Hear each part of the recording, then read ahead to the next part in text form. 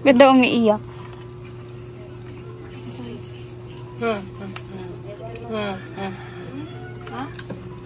Tay, bakit po kayo nagpapaiyak?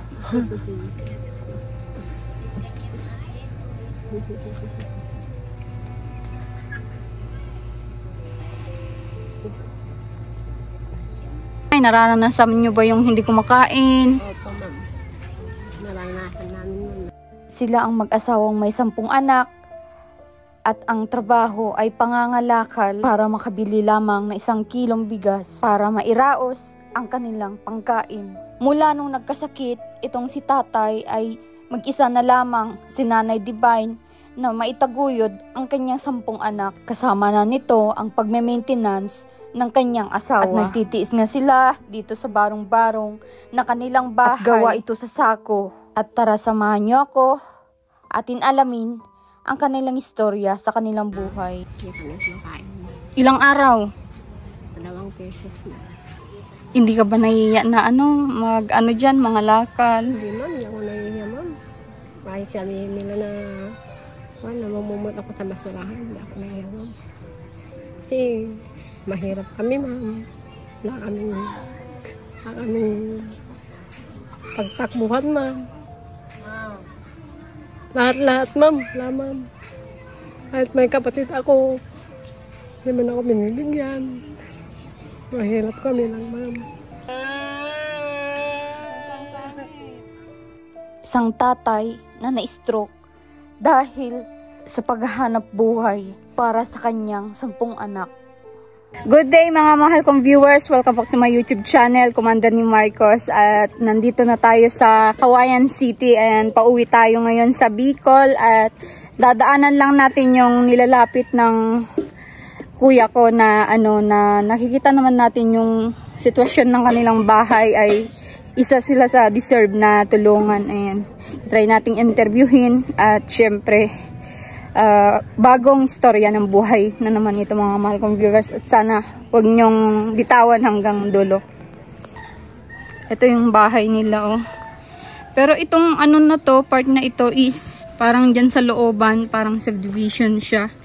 Sila daw po ay nakitirik lang. Yun sa information natin. Ayan. Hello, Nay. Kumusta po? Mabuti po. Ito yung bahay nyo. Opo. Ilang taon ka na, Nay? Ilang taon ka na po? 42 po. 42. Limot ni Nanay yung niya, yung edad niya.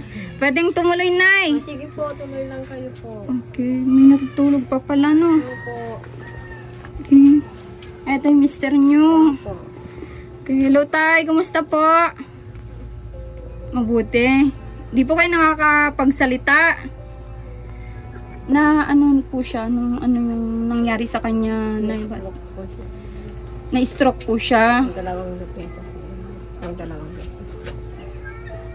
Sa high blood po. Ano po yung dating trabaho ni tatay? Nagtatrabaho ng kung lang siya, nagtatrabaho ng Ano po? Helper? Sa ano po? Sa Babaryo nun po, sa Bacolod nun. Gagawa ng mga... okay.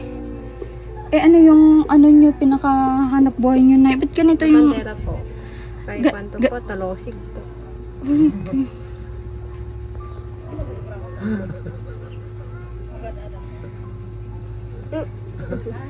Papaiyak si na. Tay, ba't naiyak ka? Huwag ka pong umiyak.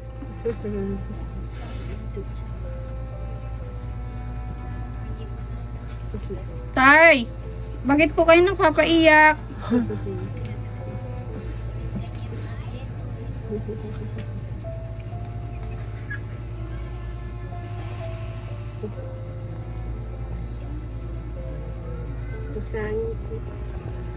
Naiyak po siya. Bakit napapaiyak siya, Nay? Bakit napapaiyak siya? Ako po, siguro ngayon lang siya marinig ng ganito po. Ano yung rason bakit nalulungkot si tatay dahil sa kalagayan niya po? Oo, yung nalulungkot yung kalagayan niya po, yung sa makalakad. Oo. Ano yung nangyari, Nay? Bakit ganito yung kalagayan ni tatay ngayon? Anong pangalan ni tatay po? Felipe Andres po. Si tatay Felipe. Anong nangyari po sa kanya ngayon? Yun yung sa stroke. Anong dahilan ba na stroke po siya? Nahilo siya, ma'am. Yun, umakyat do yung ulo niya sa dugo. Umakyat yung dugo sa ulo niya. Oo. Ano, tumatawa si tatay o umiiyak? Umiiyak yan, ma'am. Oo. Dito lang kayo natutulog? Opo, wala kami kami po. Kanyang daw. Ya! Dito yung higaan. Higaan ito?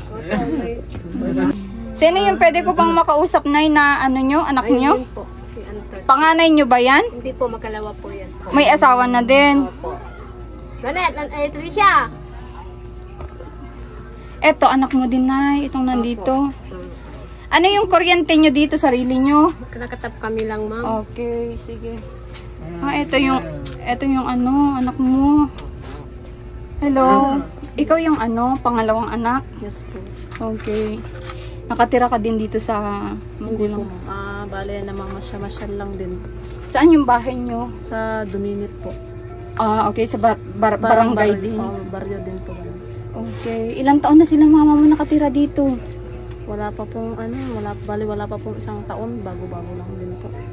Nakitirik lang sila dito? Yes, kasi wala po silang sariling lupa at saka sariling bahay. Mabait yung may-ari nitong lupa. Ano? Kanina itong may-ari ng lupa? Sino mo guys? Hindi ko rin po alam. Hindi niya alam. Di, nagpaalam sila na ano? Yung parang katiwala po dito, doon po sila nagpaalam. Okay. Oo. Sinong okay. Oo. Mabait yung yung may-ari nito. At pinayagan na tumira sila dito. Paano yung buhay nila dito? Ganito yung sitwasyon, yung bahay ng magulang mo. Sobrang hirap po, ma'am, lalo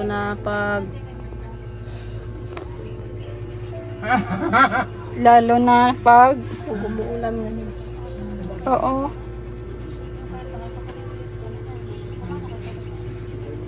Kailangan. Oo. Ayan, mag-halos isang taon na pala yung nila dito, yung pagtitiis nila dito sa bahay nilang nito. Oo. Anong trabaho ng tatay mo dati kasi hindi maliwanag yung pag-explain ng nanay mo? Dati po siyang furniture po. Furniture? Ano yung nagagawa siya ng mga upuan, mga cut tray, ganun po. Oo, yung mga bed frame, ganun. Bakit yung cause? Bakit nagkaroon ng sakit yung tatay mo? Kasi biglaan din po kasi hindi rin po namin basta bigla na lang na-stroke siya, ganun. Bali, pangalawang beses na po yan na na-stroke siya. Naipa-hospital niyo naman? Yes po, na-confine din po yan 2 beses. Okay. Saan kayo kumuha ng pinangtustos nyo sa kanya? Nyo? Sarili lang po namin, ma'am. Tapos, minsan pag may nagbibigay, nagsishare po kami ng mga magkakapatid. Oo. Matanong ko pala, ilan kayo magkakapatid? Bali, 8 na lang po. Dati 10. Nawala na po yung 2. Nasaan yung 2 ngayon? Nasa po, ma'am. Nasa kabilang bahay. Namatay na? Anong kinamatay nila? Yung isa po, sabi po nila, COVID. Ayan, tayo. Pinalitan natin yung place natin at si tatay medyo emotional. Si tatay, ganon yung niya talaga, yung meron yung time na tumatawa, tapos biglang iiyak. Oo. Bakit ganon? Saan nanggaling yun mula nung nagkasakit, ganon na siya? Okay. Di 10 kayong magkakapatid. Bakit anong nangyari dun sa 2? Bakit namatay sila? Yung isa po, ma'am, sabi po nila na yung COVID. Oo. Tapos yung isa naman po isang PWD. Yun din po ang pinamatay niya. Oo. Si nanay, hindi niya pala alam yung naging trabaho ni tatay nun, Hindi rin po kasi alam yung mga mga sinasagot-sagot niya. Ano ma'am? Bakit anong dahilan? Medyo kan din ma'am. Mahina din po ang ano niya. Kasi Medyo mahina mahira din siya sa kanya. Okay.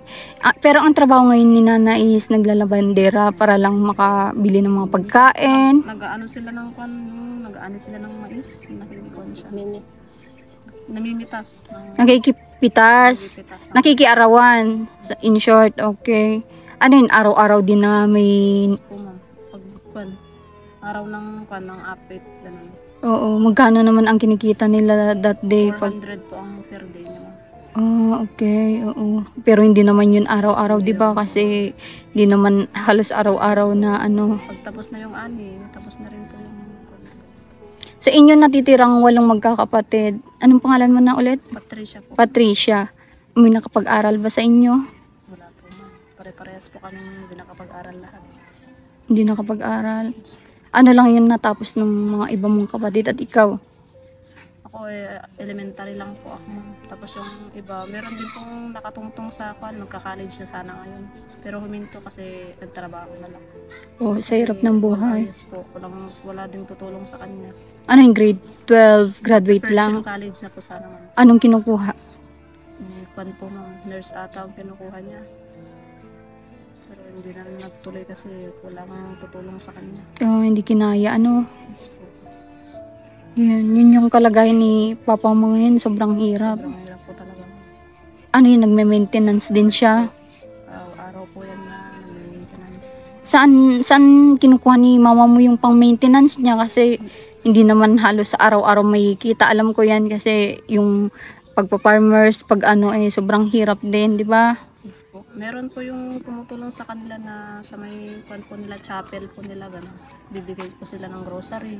Simbahan. Po, bigas, tapos pang maintenance niya. Maganda. At may ganun pala dito na chapel. Yun. Ikaw na, yung trabaho mo ba ngayon ay tuloy-tuloy din po?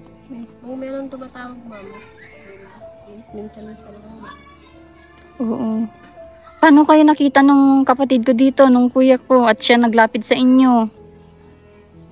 Nakilala kayo na ano ba yung trabaho niya dati? Kasi ang kwento sa akin is nagbabasura. Totoo ba po yun? Sino pong nagbabasura sa inyo? Sumasama kayo sa kapitbahay para po may pambili po sila ng kanila. Para mamulot ba o bumibili? Mamulot po ma'am sa kalde-kalde. Maliit silang pedicab. May motor sila ng dala-dala, yun yung lalagyan nila ng basura. Ano yun? Hanggang ngayon ginagawa pa ba yun? Ikaw po mismo nanay nagagawa nun? Okay. Ano yun pag walang anihan, walang kumukuha sa'yo para sa arawan, sa labahan, nakiki-extra kang mamasura. Magkano naman po kinikita mo sa pagbabasura, nanay? 150. Saan mo po ginagamit yun, yung 150 pesos na yun? Ilang kilong bigas?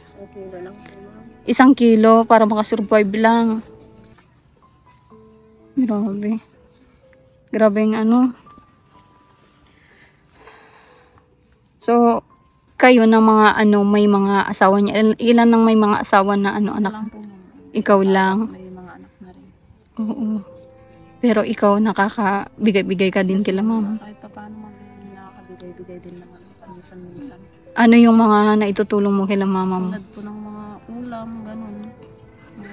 Bigas minsan pag mayroon. May mga kapatid ka pang nag-aaral? Wala naman, lahat naghinto na lang.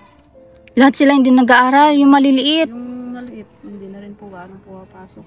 Yung natutulog na bata? Ayun po ang minsan-minsan na lang din po siyang pumapasok. Walang pambaon? Yes po. Grabe. Yun, naikwento mo sa akin kung paano yung buhay mo na bilang malalakal, yan, nangangalakal. Magkwento ko pa sa amin para namin. Nung okay pa yung misteryo, sumasama din sa sa pamamasura o hindi naman po? Ako lang po, ma'am. Ikaw lang? Okay. Kailang magbantay yung bunso namin. Siyang nagbabantay. Kahit ganyan na yung sitwasyon niya. Noon nung kalalakas niya pa naman. Nung malakas pa siya. Grabe, grabe namang ano. Bakit ano na sabi ng anak niyo bago pa kayo dito? Ay, may uod sa ulo ni nanay ang patanggal. Yan yung ano Makati. Yan. Bago pa lang pala kayo dito. Saan kayo dati nakatira?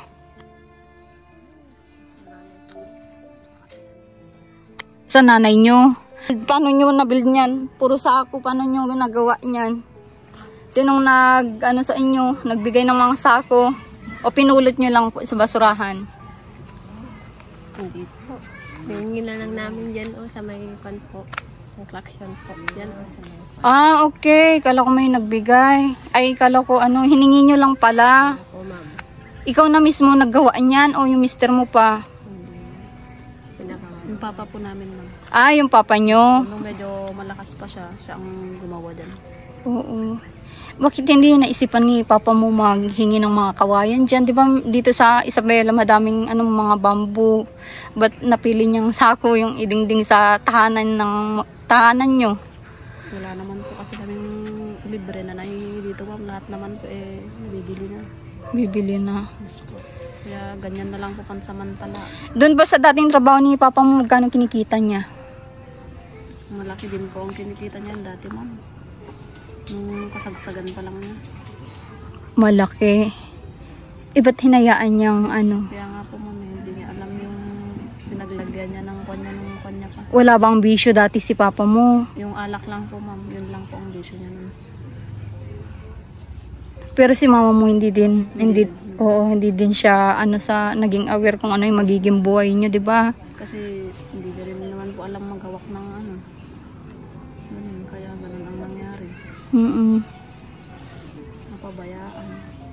Kayong mga anak, since ilang taon ka nung naihiwalay ka sa kanila? 17 po. 17. Kasi 17 po nung Nag-asawa ka? Nag-asawa po ako. Parang napaaga ka nag-asawa. Anong dahilan? Dahil na rin po siguro sa hirap ng buhay. Hindi naman na ako nakapag-aral. Hindi ka na nagtrabaho, hindi mo priority yung maghanap ng trabaho muna habang hindi nag-aaral. Hindi, ma'am, kasi hindi naman ako kompleto ng mga requirements na mga ipapasa sa akin, ganun. Oo. Kaya hindi na ako naglakas ng loob na mag-apply ka. Oo. Yan kasi yung siguro nasa old ka pa kasi yung nung unang panahon, kung nag-asawa ka, akala nila is makakatulong yun. Hindi nila maisip na mas magiging mahirap pa kasi hindi ka makakatulong na sa magulang mo. 'Di ba? Nay, kayo nay, nararanasan niyo ba yung hindi kumakain? Opo, ma'am. Naranasan namin yun na hindi kami kumakain. Ilang araw? 2 beses na. 2 beses na. Dalawang beses, ma'am, na dalawang araw. 2 araw.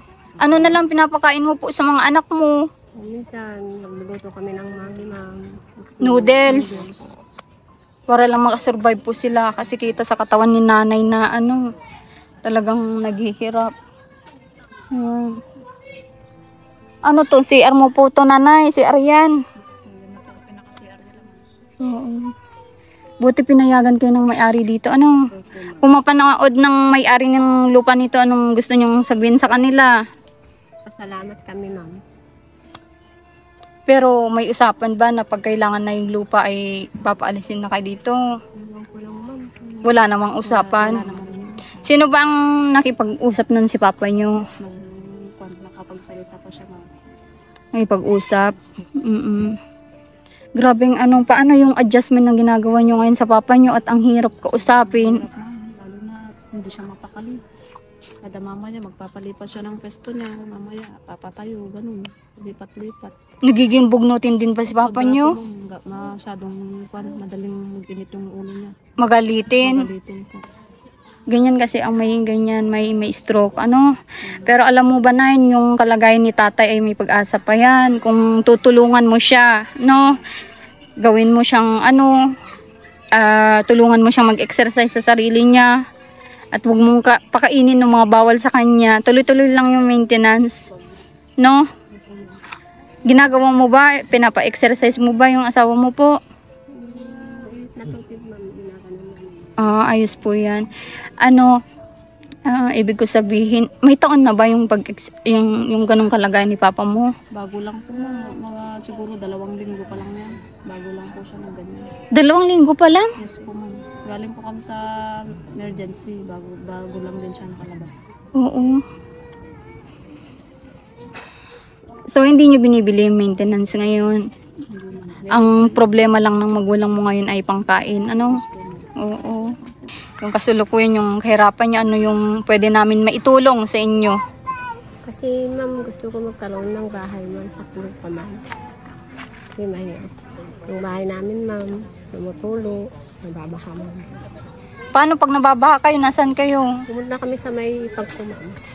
Doon sa ipagpo po. Kapatid ni asawa ko po. Sa hipag nyo? Opo. Nagkikituloy kayo doon? Grabe. Grabe, papakita ko sa inyo yung ano nila, oh, tinitirahan nila. Yung pangangalakal mo, nanay, is matagal na din or nung naandito lang kayo? Nandito kami lang naman, bago lang ma'am. Oo. Hindi ka ba nahihiya na ano, mag-ano dyan, mga lakal? Hindi ma'am, hindi ako nahihiya ma'am. Kahit sabihin nila na namumumot ako sa basurahan, hindi ako nahihiya ma'am. Kasi mahirap kami ma'am. Wala kaming pagtakbuhan ma'am. Lahat ma'am. Wala ma'am. Kahit may kapatid ako, hindi man ako binibigyan. Mahirap kami lang ma'am. Oo, wala kayong maasahan na iba. Ayan. Si nanay, anong pangalan mo po? Divine po. Ha? Divine po. Divine. Si nanay Divine ay isang mamasura at tumatanggap din ng labada. Ang paglalabada mo naman is hindi naman po yun araw-araw, di ba? Okay. So ngayon, first na vlog ko ito. Madaming makakanood sa'yo, Nay. Madaming manunood na mga kababayan natin na pwedeng sponsor sa inyo. Ano yung tanging hiling mo sa kanila po?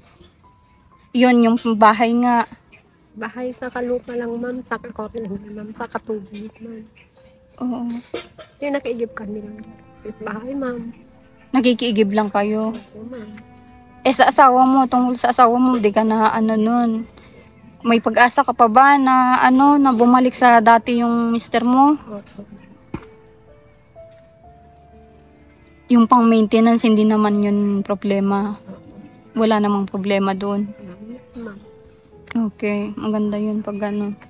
Pero sa ngayon, ipakita natin yung buong kabahayan mo at yun nga, yung gusto mo, yung hiling mo, bahay, di ba po? Oo. Kung sakaling si Nanay Divine, ang hinihiling niya po ay bahay. At nakikita naman natin mga mahal kong viewers, yung bahay niya ay gawa sa sako. Ayan. Pakita mo na yung bahay mo, dali. Kanina, pinasilip ko na sa inyo kung ano yung meron sa bahay niya. Saan yung CR mo, Nay? Wala kami pang CR ma'am. Ano po ito? Ano po itong ano? Banyo lang namin ma'am, pagpapulukuhan namin ma'am. Itong ano na ito. Diyan ka naliligo. Okay. Tapos ito yung bahay nyo. Opo ma'am. Yan, nakikita nyo mga mahalagang viewers, lahat yan ay gawa sa sako. Yan. Saan ka nagluluto, Nanay? Dito Lang ma'am. dito ka nagluluto. Opo ma'am. Grabe. At dito din yung ano nyo, yung lagayan ng mga pagkain. Tapos dito na yung higaan nyo. Semento yung igahan namin ma'am. Yan lang ang igahan namin ma'am.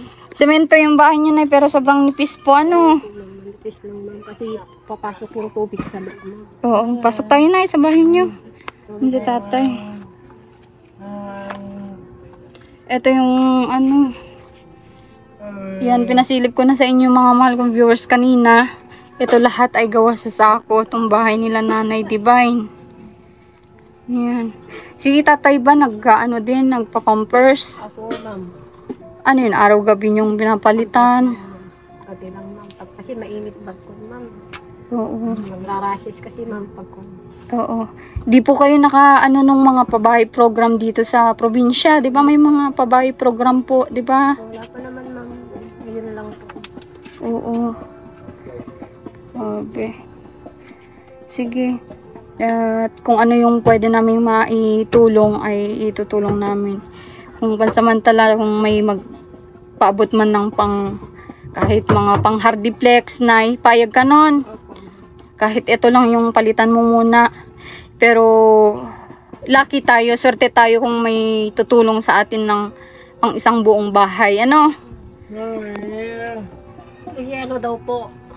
Ah, kaninong yero yan, tay?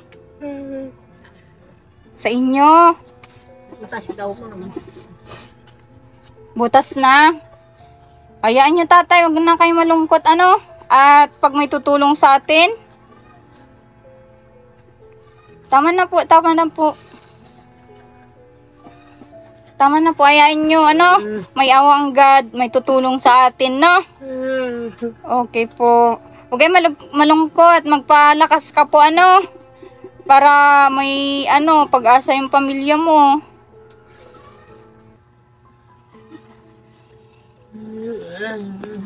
Grabing lungkot. Dito ka na, sa tabi ni tatay. Grabing lungkot ni tatay. Hayaan nyo. At, ano, kung ano yung maitulong namin. At, itong, ano, iabot ko ngayon sa iyo ay bumili ka na muna ng isang sakong bigas kung ano. Alam ko yung pangkain nyo, Nay, ay may pinagkuhanan ka ba ng bigas ngayon, Nay? At sabi mo, nagbibili ka lang ng 1 kilo. Ilang kainan po yun? 2 beses. 2 beses. Okay. Nay, bili ka ng bigas nyo, ha?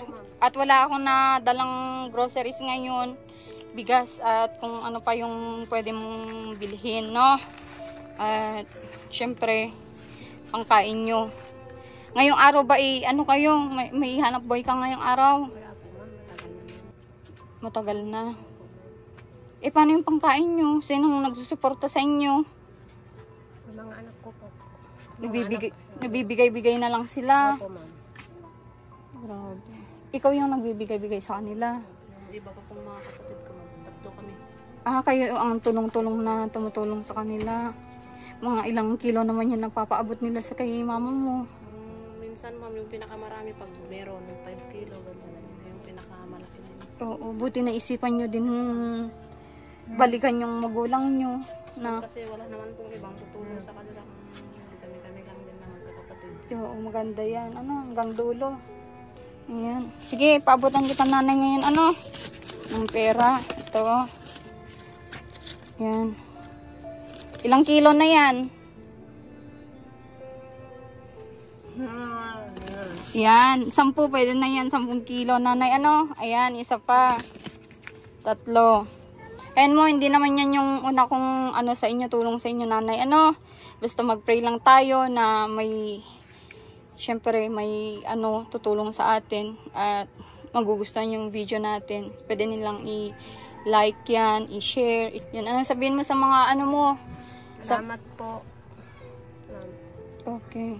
Walang anong man na yan ay bukal sa kalooban namin tumulong sa kagaya nyo. At sana ay madami pang blessing dumating sa inyo. No? Oo. Dahil mahirap kami lang po. Wala kaming bahay, wala kaming kuryente.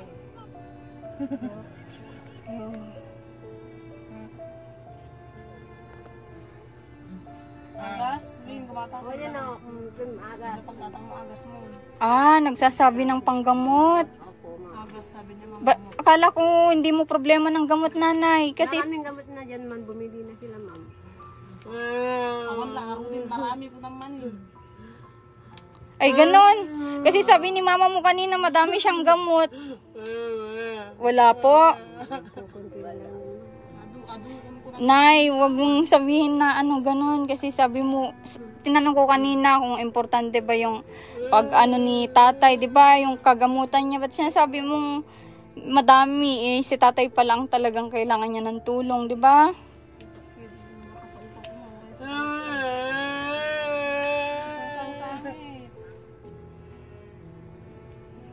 Tahan na po, tahan na po. May panggamot ka na po, tatay, ano? Kahit po wala po kami dito, no? Kung may mga ano kami, may extra papadalan kita, no? Kung oo, walang anuman, tatay.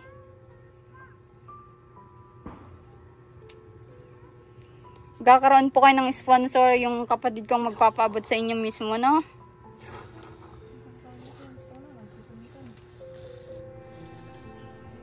Wawa naman. Tingnan nyo, nice. Siya nagsabi mismo yung mister nyo, kailangan niya ng ano pala. No? Ba't nasabi nyo, ano, madami siyang gamot na binibigay. Parang marami na sa kanya yan. Yan man dyan sa lalagyan. Puro supot lang. Na. Puro plastic lang. Puro napagbalatan na po ng gamot. Oo. I-priority mo po, nanay, yung kalusugan ni tatay. Ano, kasi yan yung ano nyo, padre di pamilya nyo dito. Kasi kung once na lumakas ni tatay, mas ano pa po siya, mas madami pang mangyari sa buhay nyo. Si tatay hirap magsalita pero siya yung ano na pilit niyang ano yun para masabi niya yung gusto niya. oo. Yan mo, tatay, ano, pag ano marami pang blessing na dadating sa iyo, mag-pray ka lang po, ano. Opo. Walang anuman po. Magpasalamat ka kasi may mga anak ka din na mababait, tatay, ano. Hindi ka nila pinapabayaan. Okay, sige. Nandito muna yung vlog natin at medyo emotional talaga si tatay. Baka mapasama lalo. Sige, nay, ha. Bilan mo kung ano yung kailangan niyang gamot at yung natitira. I-budget mo na lang kung ano yung ano niyo po, ano. Okay. Sige na. Pasensya na, ha, nay. Parang nalulungkot si nanay. Ha? Walang anuman, tatay, ano. Sige, ano mo ulit? Pangalan mo, nalimutan ko. Patricia. Patricia. Sige, tumuloy muna kami at ano. Salamat. Okay, sige.